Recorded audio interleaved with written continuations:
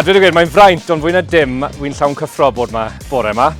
Fel crwtyn oedd yn dwlu ar hanes, ac yn enwedig hanes y Rhufeinied, being able to hold a Roman shield and to pose with a proper Roman as well.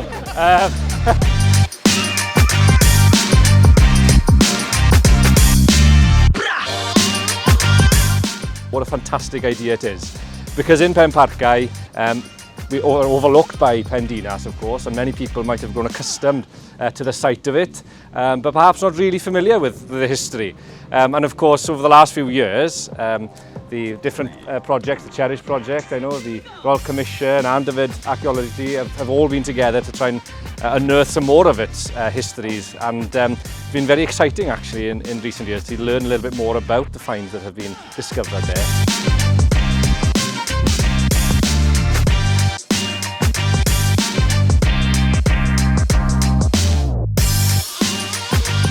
But we still don't really understand what the Romans are doing up on Pendinas, whether it's abandoned when they arrived or whether there's Roman pottery still to find.